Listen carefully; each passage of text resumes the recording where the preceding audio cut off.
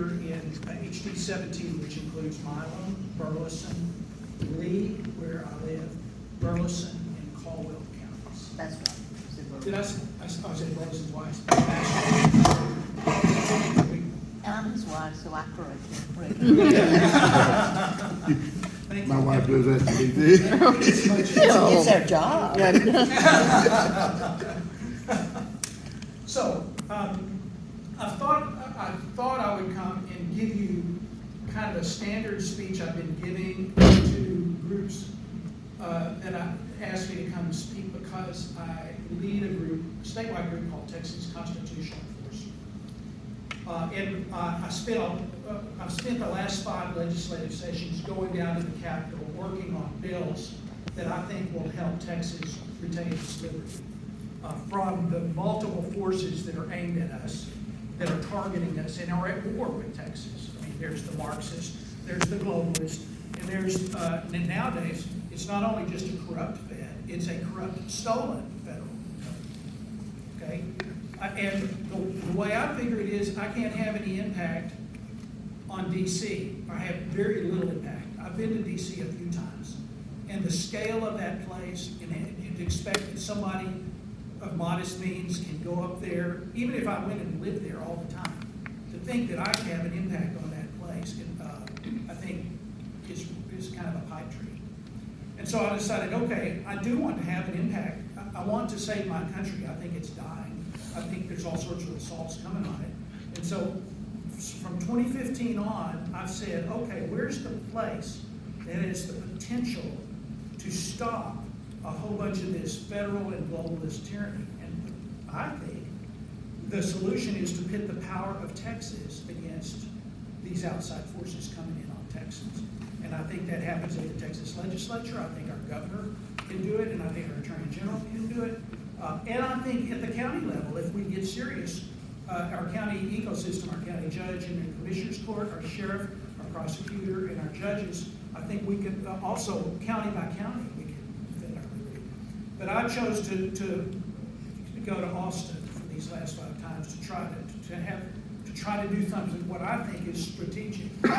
If we can get Texans to unite, to say if you mess with one Texan, you mess with us all, I think we have a fighting chance. The power of Texas against the power of the feds gives Texans a fighting chance. It is ridiculous to think that one person or even a small group of people can go up against a corrupt Fed by themselves.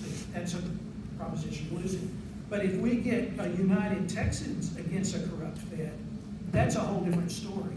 I mean, didn't your mama tell you not to mess with Texans? So that's the kind of the strategy I've been thinking about long term. And of course, it's getting worse and worse and worse. I started back when Obama was in the presidency, and to a certain extent, when Trump was the president, it was like, okay, what's the case for this? Well, you don't know how long Trump is going to be in office, and even under Trump, we learned under Trump that the deep state is deeply embedded, and they're going to do what they want to do, no matter what their boss is telling them to do. And then, of course, we had the elections, not only for the presidency, but for the Senate, stolen. And we have these Marxists in charge now, right? And we've got this new globalist threat. So I spent a lot of time thinking about what legislation can Texas pass that will stop the globalists, the Marxists, and the feds from messing with Texas. That is my mission with Texas Constitutional Enforcement. And that will be a core part, if I get to be a Texas legislator, be a core part of the kinds of legislation I hope to lead on. And that includes border security, of course, is one of the biggest daggers pointed at the heart of Texas. So in a minute, I may come back and I'll go through all the different bills and the different things that we tried, and some of which we had successes at in this last legislative session. But I'm thinking that there's enough going on with this campaign right now that I wanted to talk a little bit about my campaign first, and then go to what's been happening in the legislature. Of course, we've got a special session going on, and if anybody wants to know what I know about that, I can tell you about that as So let me just start and say, okay, why am I running? I'm running because I think my country's dying. I think my state is under assault. I think everything Texans hold dear is under threat. I mean, you start running down it, our border is wide open. They're, with the Green New Deal stuff, they're trying to destroy the Texas economy, oil and gas, and the ag industry, which of course, that means they destroy our liberty. They're going after our money to destroy the dollar, and to try to take us into a police state, central bank digital currency. They undercut the integrity of our elections, and we've got to figure out how to get better elections. I mean, the number of course, they're trying to steal our kids by sexualizing them and indoctrinating them in our schools. There's just, you name something we care about in Texas, they're coming for it. Of course, here in this district, they're coming after our water on top of that. That's not outside of Texas, it's inside Texas. It's the establishment forces and all the new people coming here and the guys that want to make money off of serving them. But our water in this district is at risk as well. So it's like, sometimes it can get overwhelming. And my take is, you just plunge in on the things you think that you know something about and that you have a passion for, and you think are the most important, and you just start plugging away. But that's why I'm running, is because I think we need leadership. Okay, and here's another way of saying this.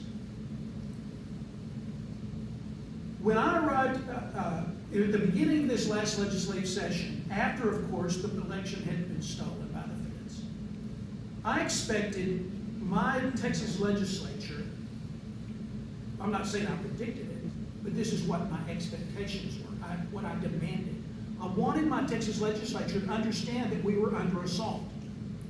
And I wanted them to understand that war had been declared on Texans. And what I said is, I wanted a wartime legislature who understood the threat, who cared about that threat, and then wanted to take action to respond to the threat. Well, I arrived, and guess what? It was business as usual legislature. What is business as usual in the Texas House, especially, and in Texas politics in general? And that is, there has been a historic war between the grassroots and the establishment special interests.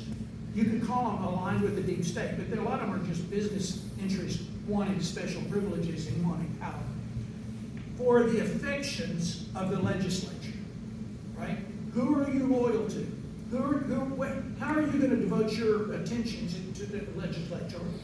Are you going to try to do it to solve the big problems that face individual Texans in the Texas economy? Or are you going to go and serve the special interests to give them what they want? That's business as usual. And business as usual also means that that the establishment has historically been winning the affections of the legislature, and the grassroots take it on the chin over and over and over again. There's a lot of progress been made by the grassroots over this last decade. We have in this audience a member of the State Republican Executive Committee, Christy Fife. Susan Lucas, and I'm very happy she's here. And it is my opinion that the State Republican Executive Committee and the chair of the Republican Party are solidly on the grassroots side. That was not the way it was in 2008 when Kathy and I went to the state convention. It was the SREC and the chairmanship was solidly inside of keeping everybody in line to take care of the big business special interests. And they really didn't care too much about conservative principles. That has changed, and that's all for the good. I think Donald Trump has been good for the people of Texas, and that is he has exposed that there is this deep state of a combination of globalist big business people, of the intelligence establishment, and of the law enforcement establishment, of the administrative state, all of the bureaucrats, as well as the Marxists who really just want to run our lives, have all come together in kind of this toxic brew of the deep state to run things at the federal level. And that bleeds over into what happens here in Texas. That's business as usual. And the way I think about this is, we're not in business as usual time, right? We're under the biggest threat to our way of life and to our posterity that we have ever seen in the history of this country. I have said to a large extent, Texas is more at risk at this moment than when Santa Ana crossed the Rio Grande and the Nueces rivers on the way to the Alamo, right? I mean, that's how, in my opinion, how much of a thread we're hanging on here by Texas. I don't know if this country is going to survive to have an election in November.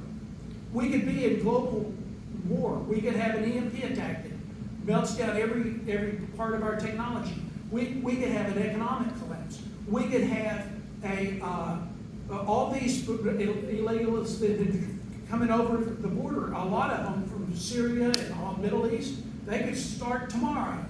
They've been saying they're encouraging them to do tomorrow, to start a terrorist attack all over the United States. I don't know what's going to happen, but what I know is that if Texans can get united, we can save not only our own liberty and our posterity of our children, but we can also, by Texas being strong and free, we might even be able to save the rest of America. So, and the place to do that is at the Texas legislature, in my opinion. That's why I'm running. Okay, so we're not business as usual, but what we have in the Texas House at this moment is a speaker in his leadership who wants to just keep on doing business as usual. They like having the power they have. They like getting the donations they have and the special deals they get from their crony buddies. And they like it very much. And I will tell you, at this moment in time, what this last legislative session has revealed, especially with the impeachment of Ken Paxton, is the fundamental divide and the fundamental war between the grassroots and the establishment.